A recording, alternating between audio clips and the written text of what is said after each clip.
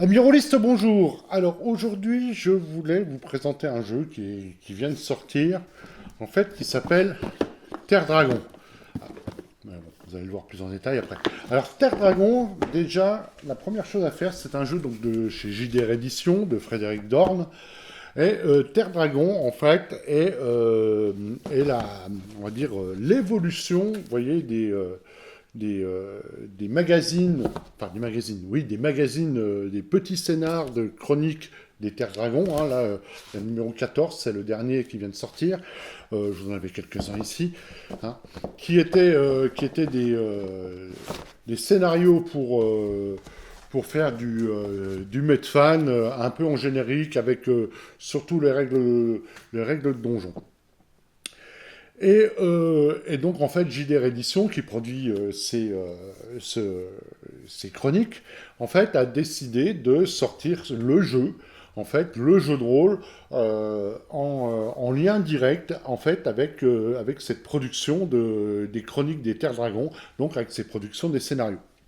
Donc, c'est ce que je vous propose de vous montrer aujourd'hui. Donc, on va faire comme d'habitude. Déjà, je vais vous parler de la forme. Ensuite, on va voir dans quel monde nous jouons exactement, qui joue-t-on, comment joue-t-on, enfin bon, voilà. Comme d'habitude, une présentation assez complète, je l'espère. Voilà, donc aujourd'hui, c'est Terre Dragon, on voit ça en détail. Alors Terre Dragon en fait, comment nous arrive-t-il? Il nous arrive, vous voyez, dans une belle boîte, hein, une belle boîte et une belle boîte bien remplie en carton, ma foi, bien rigide. Hein. Donc qu'est-ce qu'on a dedans? Donc on a déjà, alors en sachant que le livre de base peut être acheté en dehors de tout, hein, et donc peut être complètement à part de la boîte. Hein. Là vous avez le jeu complet en fait avec la boîte, hein, vous allez voir. Donc là nous avons les règles. Là nous avons c'est des scénars, ce qu'on appelle des runs. Vous allez voir ce que c'est exactement. Donc là il y en a trois comme ceci, vous voyez, trois scénarios, trois runs. Le bouquin à lire en premier, une petite fiche de matériel. Là, nous avons des dés, hein, donc une boîte de dés tout à fait classique. Et là, nous avons deux paquets de cartes. Alors, je vais l'ouvrir, celui-là. Hein, de toute façon, j'ouvrirai tout à l'heure. Deux paquets de cartes. On verra à quoi elles servent exactement. Quelques fiches de dragon. Hein, donc là, et des blocs de feuilles des feuilles de personnages et des blocs de feuilles de personnages. Hein, donc les fiches de dragon, ce sont des illustrations, hein, elles n'ont rien d'autre. Et effectivement, comme je vous ai dit, alors là, nous avons les fiches de personnages pré-tirées et des feuilles de personnages vierges. Hein, donc la feuille vierge est pré-tirée. Des pions pour matérialiser vos personnages sur les battle maps, car effectivement, on vous fournit quelques battle maps qui sont recto verso. Hein, donc au niveau du matériel, on est quand même assez gâté. Là, il y en avait deux, hein, une recto verso, une deuxième recto verso également. Hein, donc, voilà,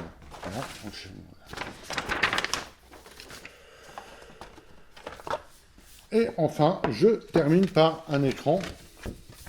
Une fois que je trouve assez joli, trois pans, un écran.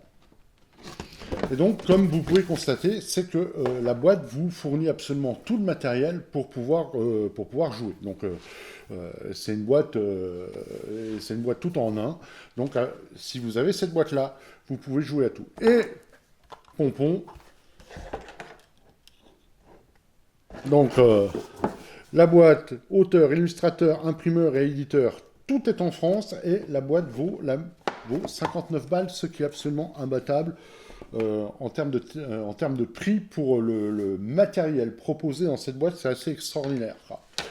Voilà, donc maintenant je vais vous parler du reste, mais voilà, c'était mon petit tour sur la forme en fait sur laquelle nous vient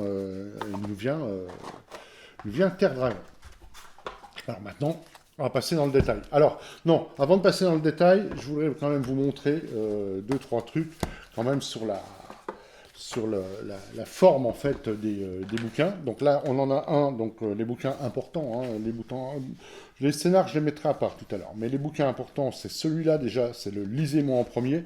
Alors dans le Lisez-moi en premier, qu'est-ce qu'on a? Un récapitulatif du matériel et surtout en fait tout. On vous explique en détail ce qu'est un jeu de rôle, comment le jouer, des conseils, etc. Alors, bien entendu, ça ne va pas être pour les grognards, mais pour des débutants, le débutant est pris en main, on lui explique tout, et franchement, c'est quelque chose d'assez chouette. Alors là, nous avons le jeu en solo ou en duo, mais ça, on y reviendra après. Vous voyez, c'est les fameuses cartes que je vous ai montrées tout à l'heure. Et on y reviendra à la fin. Voilà, donc là, le lisez-moi en premier, c'est un peu l'explication de ce qu'est un jeu de rôle. Ensuite, sur le bouquin en lui-même, donc là, on a du dos carré collé. Hein, voilà, il doit y avoir à peu près, faut que je retrouve le nombre de pages, ouais, 120 pages. Et si vous l'achetez seul, il vaut 29 euros. Et donc là, au niveau de la forme, on va dire, enfin oui, de la forme, vous voyez, on est sur du 2 colonnes. Alors on va retrouver des illustrations qu'on avait déjà dans les modules Terre Dragon. Pas toutes, hein, il y en a des nouvelles quand même. C'est ma foi, elles sont assez jolies les nouvelles, hein, comme les autres, hein, comme celles des modules, je les ai toujours trouvées jolies. Et donc là, on est sur du 2 colonnes, la présentation est relativement claire, bien que je me suis aperçu que de temps en temps, il y a peut-être quelques approximations qui font que, parfois vous êtes amené à vous poser des questions. Voilà, oui, c'est avec bon, les personnages. Voilà, donc en gros, voilà la présentation en fait au niveau du feuilletage, hein, très succinct. Donc comme je disais, 2 colonnes, bien présentées, il n'y a pas énormément de fioritures, mais c'est chouette. Voilà, il n'y a pas grand-chose à dire à ce niveau-là, c'est réussi. Donc alors, on se retrouve avec on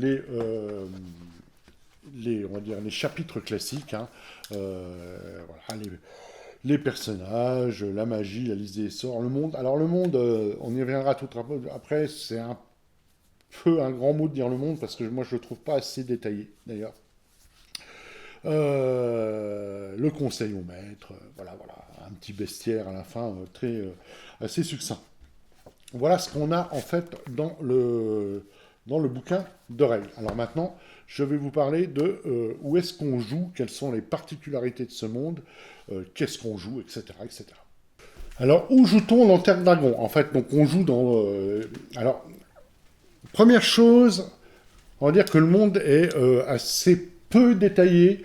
Vous allez retrouver effectivement quelques informations dans les modules qui sont déjà sortis. J'espère qu'après, en fait, les futures chroniques des Terres Dragons vont plus être axés sur le jeu de rôle, en fait, éponyme, et vont nous développer un peu plus le monde. Parce que là, ici, vous voyez, vous avez le monde, il est ici.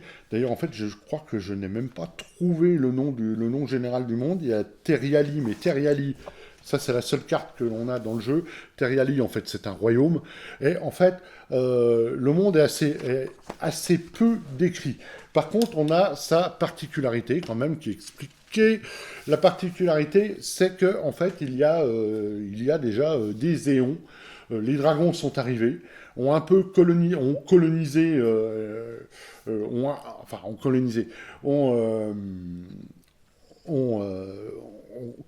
avec leur volonté les différents royaumes, en fait. Hein. Ils ont imposé leur volonté, c'est les mots que je cherchais, imposer leur volonté au peuple qu'ils considèrent inférieur, et ma foi, quelque part, ils n'ont pas complètement tort. Et aujourd'hui, en fait, on ne se ramène même plus comment était le monde avant l'arrivée de ces dragons, parce qu'en fait, ces dragons ont toujours assoiffés de pouvoir et de richesse, en fait, plutôt que de prendre tout par la force. Et ben en fait, ces dragons-là se sont plus ou moins associés, se sont devenus des conseillers des ducs et des rois qui se sentent puissants d'avoir un dragon en fait à côté d'eux pour les conseiller, mais en fait ce sont surtout les marionnettes en fait de ces grands vers. Je crois que Igor, il va arriver. Voilà Igor. Couché. Voilà. Donc en fait, ces grands vers sont arrivés, donc il y a effectivement, comme je le disais, des éons, et ont pris plus ou moins le contrôle indirectement, hein. Alors pas tous, parce qu'en fait les plus jeunes dragons sont impétueux et vont créer, être vraiment des menaces en fait sur le monde, hein, parce qu'ils vont essayer de prendre en fait effectivement le pouvoir et tout ça par la force. Alors que les plus vieux dragons, eux, vont être des monstres très rusés et qui vont, eux, ne vont pas le prendre par la force, mais en fait vont s'insinuer en fait dans la vie politique. Alors il y a même des royaumes où il y a, je crois que c'est un humain, hein, est mort, et c'est carrément le dragon qui est devenu le gouvernant en fait du royaume. Qu'est-ce que je pourrais dire aussi? Alors, les grands de ce monde, effectivement, avec leurs conseillers, avec leurs draconiques, euh, voir les dragons qui ont la main mise sur eux, en fait, on construit dans leur château des tours, éventuellement, ce genre de choses, pour que leurs conseillers monstrueux soient à leur côté. Voilà. Donc en gros, ça c'est la grosse particularité, parce que pour le reste, on est quand même dans du Medfan High Fantasy, on va dire, plutôt classique. Alors qu'allons-nous jouer effectivement dans ce monde, dans ces royaumes en fait? En fait, on va jouer ce qu'on appelle des ambassadeurs. Alors, qu'est-ce que c'est les ambassadeurs? En fait, ce sont des... alors, ça peut être des humains, des elfes, des hobbits, enfin des halflins, des nains, qui ont une marque de naissance, et c'est une marque de naissance draconique, on va dire, et cette marque de naissance montre qu'ils ont euh, comment dire, dans leur, Igor, qu'ils ont en fait dans leur sang un pourcentage de sang dragon. Alors, on ne sait pas vraiment ce que ça veut dire. Est-ce que dans les temps anciens, les, ces humains ou quoi? Non! Il va tout me foutre par terre. Arrête! Est-ce que ces humains... Ah si. Regardez comme je me fais écouter. Non, en fait, non. Est-ce que ces humains se sont reproduits ou on ne sait trop par quel miracle, en fait, ce que représente vraiment ce sang dragon? Mais on rentre pas dans la boîte, putain, c'est pas vrai. Et ce sang dragon, en fait, va permettre à ces hommes, ces femmes de toute race, à avoir des liens privilégiés avec les dragons, à peut-être se faire comprendre plus par eux, à pouvoir communiquer plus facilement, mais également être repérés plus facilement par eux. Et toujours est-il que donc ces hommes et ces femmes, qu'est-ce qu'ils sont devenus, qu'est-ce qu'ils deviennent? Ils deviennent ce qu'on appelle des ambassadeurs. Et ces ambassadeurs-là vont avoir à agir, en fait, vont être engagés par les grands de ce monde, en fait, par les puissants, par les nobles, pour interagir avec les dragons. Hein. Et ils vont agir de quelle manière? Bah, ou ils vont agir de diplomatie, on va aller discuter avec eux, on va proposer des pactes, que sais-je, ou alors même pour des jeunes dragons qui deviennent menaçants, etc., bah, peut-être qu'on va leur confier une mission, en fait, pour l'éradiquer, ce qui n'est pas une mince affaire, on est bien d'accord. Et on peut même avoir deux dragons plus puissants qui vont déterminer effectivement que un dragon dans un coin fout un peu le bordel et un peu de trop, et qu'il va falloir lui faire revenir à la raison, ou alors même l'éliminer. Et dans ce cas-là, ça va être aux ambassadeurs, en fait, donc aux personnages des joueurs, à s'occuper de ça. Voilà en gros ce qu'on va jouer effectivement dans le monde de Terre Dragon. Donc on joue des ambassadeurs, des gens qui interagissent en fait avec les dragons. Alors pour compléter effectivement ce qu'on joue, vous voyez, vous allez avoir effectivement le type les personnages que l'on peut jouer. Hein. Donc voilà, les personnages c'est ici, tout est détaillé ici. Je viendrai sur le système tout à l'heure, mais en fait vous allez choisir une vocation qui va être aventurier, baroudeur, chasseuse des frontières, défenseur, druide, éclaireur, mage ou sorcier. Hein. Donc ça va être vos vocations. Hein. Et donc voilà, donc on va décrire les vocations, l'aventurier, le baroudeur, la chasseuse des frontières, le défenseur, le druide, l'éclaireur, le sorcier et le mage. Vous voyez, on est dans des archétypes relativement classiques quand même au niveau des rôles de chacun. Alors à noter un truc quand même, c'est que un lanceur de sorts, on n'est pas dans le... Alors il y a une petite différence avec les trucs classiques qu'on peut trouver dans les autres jeux Medfan, c'est-à-dire qu'un lanceur de sorts n'est absolument pas limité ni en armes, ni en armure, enfin pas directement, parce que enfin, vous allez voir en fait s'il met des pourcentages genre en armure ou pour se déplacer avec des armures ou ce genre de choses, bah, il aura moins de points de vie, etc. Mais en fait vous n'êtes pas comment dire limité par le matériel que vous soyez guerrier, mage ou druide. Les espèces possibles, ben en fait, il y en a 4, les elfes, les humains, les nains et les petites gens. Bon, bah, les petites gens, c'est les hobbits, hein, on est bien d'accord. Voilà. Voilà, en gros, comment vont ce que vous allez jouer dans ce monde. Ça, c'est archimage, chevalier, etc. J'y viendrai. C'est en fait une évolution de vos personnages quand vous aurez atteint une certaine réputation ou et un certain niveau de compétence, vous allez pouvoir revendiquer en fait des titres. Voilà. Maintenant, je vais venir en détail sur comment on joue à ce jeu, quel est son système. Alors voilà. Alors le système en lui-même, c'est un système simple. Ça veut pas dire que ça veut dire que c'est un système qui est facilement prenable en main par des débutants. Et ça j'aime bien. Et on n'est pas dans le sacro-saint système des 20. Là, on est dans un système de pourcentage. Donc vous voyez, déjà j'aime beaucoup en fait les feuilles de personnages. Là vous avez un pré-tiré en fait, et vous avez la feuille de personnage qui est ici, la feuille de personnage vierge. Donc voilà. Qu'est-ce qu'on a là-dedans? L'évolution, en gros, c'est les points d'expérience. Et en fait, nous avons toutes les caractéristiques qui sont adresse, amabilité, car il faut être aimable dans ce jeu, érudition, force, initiative, perspicacité et robustesse, et en fait, trois on va dire, caractéristiques un peu particulières. Le fameux sang dragon, les points de vie et la défense. Donc en gros, pour réussir une action, c'est toujours un dé 100 en dessous de la caractéristique concernée. Alors parfois vous allez pouvoir avoir des bonus, et surtout quand vous avez une compétence, vous voyez, vous avez des compétences qui sont ici. Quand vous avez une compétence associée à l'action que vous voulez faire, vous ajoutez 10% en fait à la caractéristique sur laquelle vous devez faire votre test. La force va vous donner un bonus de dé à votre arme que vous utilisez. Hein. Vous voyez, genre la hache fait 4d6 de dégâts. Avec un dé de supplémentaire, elle va en faire 5d6. Alors sur les pré-tirés, j'ai un doute parce que je ne sais plus si le bonus est intégré ou pas. Mais enfin, vous avez l'idée. Voilà, donc 10% en plus, un dé supplémentaire. Et en gros, vous avez tout compris. Les points de vie, c'est très simple. Vous avez arrivé à 0. Vous êtes mort, on n'en parle plus.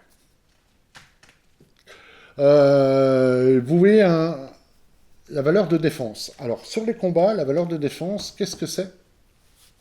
Bien que ce soit un système de pourcentage, contrairement au système de Chaosium, vous ne faites pas un jet de parade. En fait, votre défense, elle est déduite de l'armure et éventuellement de bonus que vous pouvez avoir.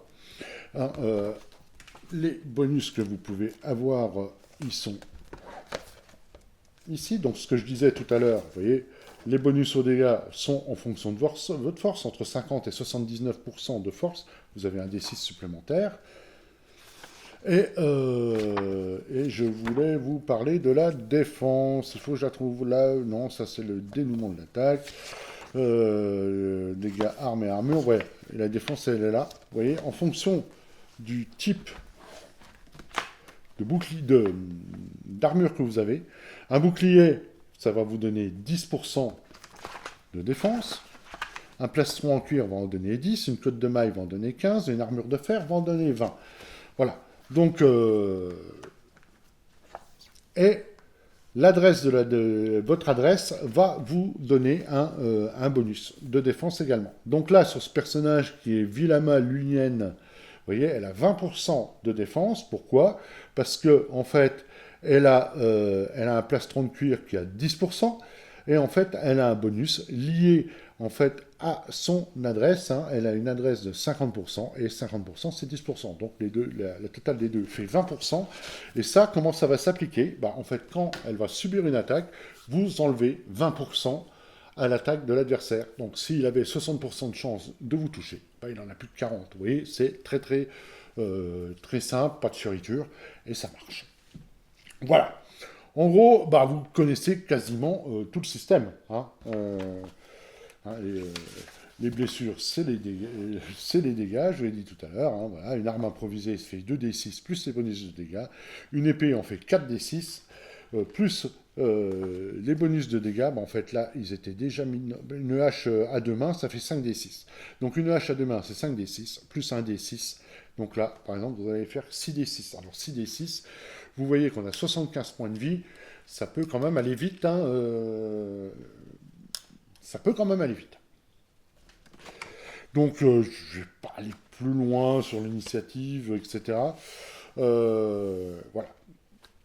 Alors, je ne vous ai pas dit tout à l'heure, mais en gros, pour embrasser une carrière d'aventurier ou de baroudeur, ou etc., il faut avoir un certain nombre de caractéristiques. Donc, vous voyez, pour être aventurier, il faut avoir 50% partout, avoir les compétences là, le matériel ici, etc. Chaque vocation est liée à une guilde. Alors là, on est vraiment plutôt dans le roleplay parce que c'est pas très très détaillé hein, derrière. Et quand vous allez monter de niveau, monter en compétence, vous allez pouvoir en fait avoir ce qui est appelé ici des mandats. Alors les mandats, qu'est-ce que c'est? C'est par exemple l'archimage, c'est le chevalier, le corsaire des royaumes, le monte en l'air, et le prêtre. Alors, ça ne va pas vous donner... Et pour avoir un mandat, les guildes vont vous demander vont vous demander une épreuve, ce qui peut donner lieu à un prétexte d'aventure. Par contre, effectivement, ces mandats-là vont être uniquement du roleplay. Je n'ai vu nulle part que ça ne vous octroie aucun bonus. Par contre, ça va vous octroyer certainement une place dans la guilde, une réputation, etc. Mais encore une fois, on est assez succinct sur ces points de règle. Voilà. Les monstres, bon, vous avez des règles pour les courses-poursuites, pour le temps de voyage, et on a enfin les règles de la magie où vous pouvez effectivement créer des objets magiques, vous avez les ingrédients, vous avez les listes de sorts. Alors, à noter que, donc, je vais venir un peu sur la magie parce que vous voyez, elle est un peu différente, enfin, elle est différente on va dire, de donjon, entre guillemets. C'est pas de la magie ancienne, mais par contre, elle a un coût. Alors la magie, elle vient effectivement avec, vous voyez, vous avez des listes, vous avez plusieurs listes en fait. Vous avez des listes élémentaires, vous avez, on va y arriver, des listes pour les sorciers,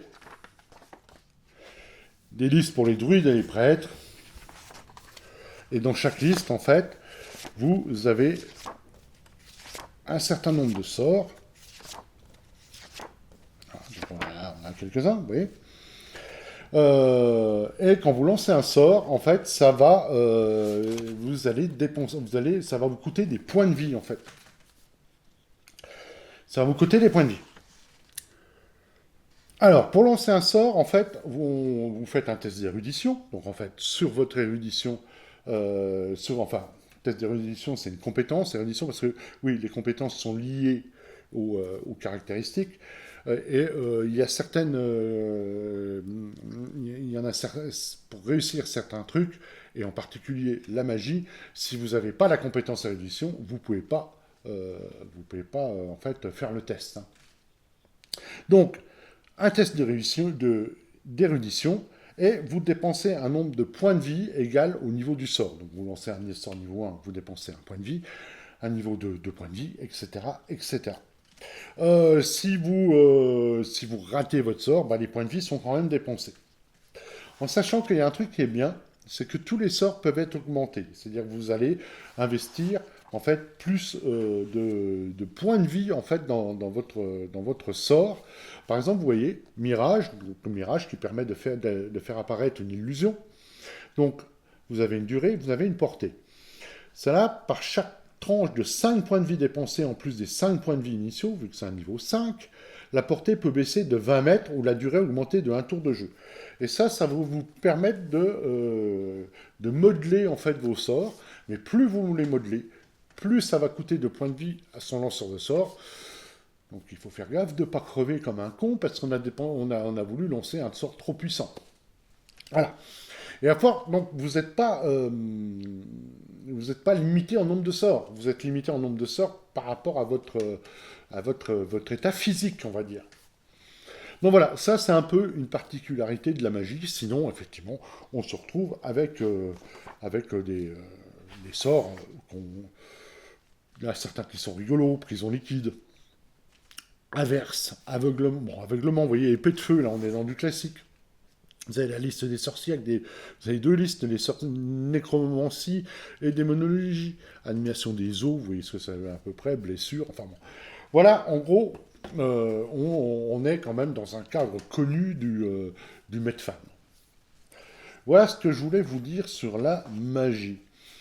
Euh, Oui, les dragons ne sont pas en fait comme, si j'ai bien compris, les dragons ne sont pas comme dans les autres jeux. C'est-à-dire qu'il n'y a pas des dragons rouges, des dragons jaunes, etc. C'est que, en fonction, au moment ils vont changer de couleur durant leur durée de vie. Donc on peut repérer un dragon très ancien. Un bleu, c'est toujours un dragon assez jeune. Par contre, effectivement, à la fin, vous avez genre le dragon argent. Hein, voilà. Et le dragon bleu, ça va devenir. Vous voyez, vous avez l'âge moyen et en fait sa couleur qui est ici.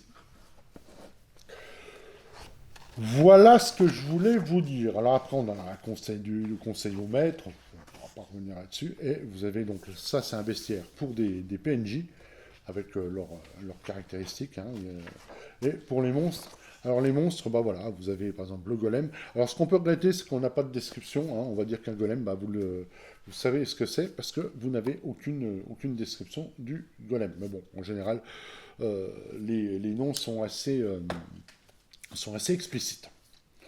Voilà grosso modo pour les règles. Alors, vous avez tout le matériel à la fin et vous avez un scénario en plusieurs parties qui, dans le livre de base, va vous... alors c'est assez dirigiste, mais va diriger également le maître de jeu pour sa première partie, et on va vraiment le prendre en main. Hein. Vous avez toutes les étapes hein, à suivre quasiment dans l'ordre pour que le maître de jeu débutant puisse démarrer une partie avec ses potes très rapidement. Et là, on voit bien l'objectif du jeu, et je pense qu'avec ça, il l'atteint. Voilà ce que je voulais vous dire en gros sur les règles en elles-mêmes. Un dernier point assez intéressant que vous trouvez dans le livret Lisez-moi en premier. Que vous ne trouvez pas dans le livre on va dire dans le livre de base, qui peut être acheté à part. Pourquoi? Parce qu'en fait, ça c'est lié à l'utilisation de cartes. Et vous voyez, il y a un gros paquet de cartes hein, qui est livré avec le jeu. Et ça va vous permettre de jouer en solo, voire en duo, et va vous aider à raconter votre histoire. Alors là, nous avons un exemple de carte, hein, mais on va en prendre un autre. Donc en fait, vous avez les trucs qui sont importants. Sur chaque carte, vous voyez, vous avez, alors je ne sais pas si vous allez bien le voir, vous avez une petite icône qui est là. En fait, elles sont reprises ici. Ça va être le thème de l'aventure que vous avez envie de jouer. Genre, les bas-fonds, une aventure dans les bas-fonds, une aventure épique, une aventure liée plutôt à la diplomatie, une autre à l'exploration, et une autre plus à vos personnages. Alors, il ne faut pas se fier à la description, ni en fait, à la partie centrale, parce que ça, ce serait juste, en fait, la deuxième utilité des cartes, en fait, des cartes d'équipement, quoi. Mais dans ce cas-là, tout le reste ne sert à rien. Mais bon, on n'en est pas là. Et toutes ces cartes, vous avez un tas d'informations dessus. Et si on la prend là, déjà, en fait, la première carte que vous allez tirer va vous donner le thème de l'aventure que vous allez jouer. Une guerre entre... Voilà, vous allez jouer une guerre entre deux bandes de voyous. Donc, la personne qui le joue en solo va interpréter toutes les informations qu'il y a sur ces cartes, va en tirer, alors, plusieurs quand elle change, on va en tirer deux quand elle change de lieu. Par exemple, vous allez avoir, oui, j'ai mal expliqué, vous allez avoir se venger, et vous allez avoir se venger un inquisiteur, par exemple. Voilà. Ça va vous aider à créer votre aventure, à vous la raconter, quoi. Alors, les thèmes de jeu, pourquoi? Parce que oui, j'ai pas été assez précis. C'est-à-dire que vous pouvez très bien, du coup, ne prendre que les cartes, en fait, qui ont le symbole qui vous intéresse pour orienter la partie vers le style de jeu que vous avez envie. Hein, comme je disais, bas-fond, épique, etc. Vous allez avoir sur chaque carte ce qu'on appelle l'oracle, ce qui va vous permettre de dire, par exemple, vous rencontrez quelqu'un, vous dites, est-ce qu'il est amical? Alors, vous posez la question, est-ce qu'il est amical? Vous tirez une carte au hasard. Ah, peut-être. Ah, la personne me regarde, me fait un sourire, puis tourne très rapidement le dos. Qu'est-ce que ça veut dire? Par exemple. Vous avez donc sur chaque carte, en fait, donc vous voyez, un verbe, un adjectif, un lieu, un personnage. Ça vous fort beaucoup, 80%, ça va vous donner à peu près les caractéristiques, la puissance des personnages que vous allez pouvoir rencontrer en face, etc. Donc en fait, les cartes ne servent que pour le jeu en solo. Alors, je ne vais pas vous expliquer parce que c'est quand même c'est lié beaucoup à l'imagination. Hein. Vous avez 2 pages qui vous expliquent comment le jouer avec ces cartes. Et moi, je trouve que c'est une bonne idée parce que pour quelqu'un qui veut jouer un jeu en solo, bah, vous allez jouer avec les règles de Terre Dragon. Hein. Vous allez jouer avec les règles du jeu de rôle. Et ces cartes, elles, vont vous permettre de construire au fur et à mesure votre histoire. Alors, ça ne va pas se substituer à votre imagination, mais ça va être une aide à l'imagination avec tout ce qui est noté dessus. Hein, avec ses objectifs secondaires, ses personnages. Ça reste toujours très vague pour que vous puissiez broder dessus, bien entendu, c'est le but. Voilà, donc ça, je voulais vous présenter un peu, toucher 2 mots de ces cartes. Donc ces cartes utiles pour le jeu en solo. Alors il y aura d'autres boîtes, hein, je crois, qui sont prévues avec un truc de pirate, je crois, puis un truc de SF, si je ne me trompe pas, qui auront leur propre carte pour jouer en solo dans ces univers-là, en sachant que vous pourrez même imaginer mélanger les cartes de plusieurs mondes pour faire des trucs un peu particuliers, pourquoi pas. Voilà. Donc ça, c'était les cartes. Bah, écoutez, je crois que j'ai fait à peu près le tour du jeu Terre Dragon. Je vais passer à ma petite conclusion. Alors non, je ne vais pas passer à ma conclusion tout de suite. J'ai oublié de vous parler des différents scénarios. Il y en a 4. Et en fait, qu'est-ce que c'est? Vous voyez, à chaque fois, vous avez marqué un run. Pourquoi? Parce qu'en fait, vous voyez, le scénario là, par exemple, fait à chaque fois, c'est une double feuille. Parce qu'en fait, ils sont jouables les uns derrière les autres, hein, bien entendu, pour faire un gros scénar, mais ils sont taillés pour que chaque run soit jouable en un temps très court. Hein, l'auteur parle de 45 minutes, 1 heure, voilà. Et donc, en fait, à chaque fois, vous allez... chaque run est taillé pour faire une aventure assez courte, dans un lieu particulier, en train de faire une chose particulière, pour 45 minutes. Et ce qui peut être sympa pour des débutants, effectivement, ou pour, effectivement, 2 heures dans l'après-midi, entre copains. Donc, voilà. Donc, vous avez dans la boîte 4 runs qui se jouent les uns derrière les autres et qui forment une aventure complète. Bien entendu, vous pouvez très bien en jouer plusieurs d'un coup si vous avez plus de temps. Alors, je vais conclure en rangeant. Hein, donc, Terre Dragon, bah, ma foi, Terre Dragon, déjà, ce que je voulais absolument dire, c'est que JDR Édition est un éditeur en fait qui ne se fout pas de la gueule de ses clients. Euh, il a été financé et le financement a tenu, tient dans les temps comme d'habitude. Il n'y a pas de dépassement de 6 mois, 1 an, 2 ans, etc., etc. Les temps sont toujours tenus et ça, c'est quand même appréciable par les temps qui courent.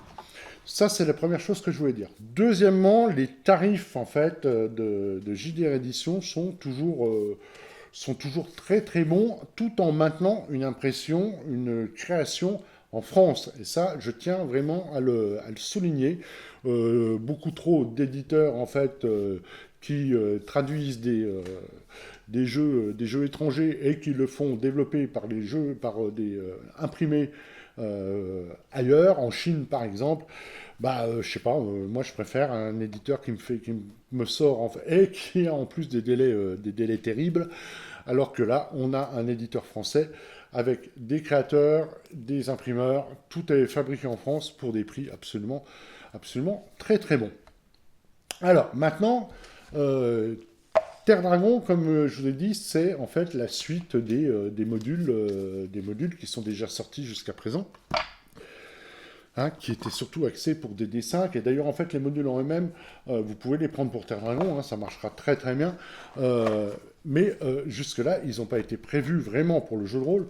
Ils ont été prévus surtout pour avec les règles de D5 plus cross-game. Mais c'est peut-être celui-là le cross-game, je ne sais pas à quoi on fait référence exactement. Toujours est-il que j'espère que là, parce que ça c'est... Alors, je vais commencer par mon bémol et après je vais donner les points forts. Mon bémol, c'est que le monde n'est pas assez décrit à mon goût. Bon, on est limité quand même par le nombre de pages en fait de ce premier... de cette première boîte. Le monde, pour moi, n'est pas assez décrit. Les guildes, tout ça, j'aurais bien aimé. Les royaumes, la diplomatie avec les dragons, tout ça, j'aurais aimé que ça soit quand même beaucoup plus décrit. J'espère que par la suite, on aura des numéros spéciaux de Terre Dragon et surtout que les numéros prochains de Terre Dragon vont être plus axés sur le jeu de rôle et vont pouvoir développer par eux-mêmes en fait le monde qui est assez intéressant parce qu'en fait un monde où vous avez des dragons omniprésents un peu partout, des fois menaçants, des fois diplomates, conseillers droits, etc., etc. Et ben ça on les a pas dans tous les mondes d'Heroic Fantasy et ça je trouve que ça c'est chouette. Le système en lui-même, hein, que je vous ai présenté succinctement, mais parce qu'en fait il est simple, et il n'y a pas besoin d'y passer 50 ans, il est accessible, vous allez pouvoir vous l'approprier très rapidement, et surtout en fait des nouveaux joueurs vont pouvoir se l'approprier très vite. Tout ça pour dire que, en fait, dans cette boîte, vous avez absolument tout pour jouer. Vous avez comme je vous ai dit, des scénarios, le livre de règles, vous avez des cartes pour jouer en solo, vous avez les dés, vous avez des battle maps, vous avez un écran, et donc, en fait, vous avez tout pour jouer. Absolument tout. La boîte se suffit en elle-même. Et moi, je trouve que cette boîte pour des débutants est très chouette. Alors, on va me dire sur le truc, sur la pub du jeu, c'est aussi bien pour des grognards que pour des débutants. Ouais, mais très honnêtement, je pense que c'est quand même plus axé pour des gens qui commencent dans le jeu de rôle, avec une boîte complète, avec des règles simples, avec un monde intéressant qui ne va pas non plus les perdre complètement. Donc non, pour moi c'est vraiment un jeu, si vous voulez faire commencer des débutants, et qui change un peu des autres propositions, les boîtes de découverte, les boîtes d'initiation de donjons, c'est bien beau, mais c'est pas un jeu complet. Là, vous avez un jeu complet, effectivement, pour 59 balles. Voilà. Et vous avez surtout moult scénarios qui existent déjà. Voilà, c'était ma présentation de Terre Dragon. En gros, j'ai bien aimé. Je le conseille, effectivement, pour si vous voulez faire découvrir du jeu de rôle, un vrai bon jeu de rôle à des débutants, eh ben, je pense que Terre Dragon pourra absolument satisfaire en fait ses désirs. Eh bien écoutez, je vous remercie beaucoup de m'avoir suivi jusque-là. J'espère que la vidéo vous aura plu et comme d'habitude, un petit like, un petit commentaire, un petit abonnement sera toujours apprécié. Et je vous souhaite de bons jeux, je vous souhaite de belles parties et portez-vous bien et à très bientôt.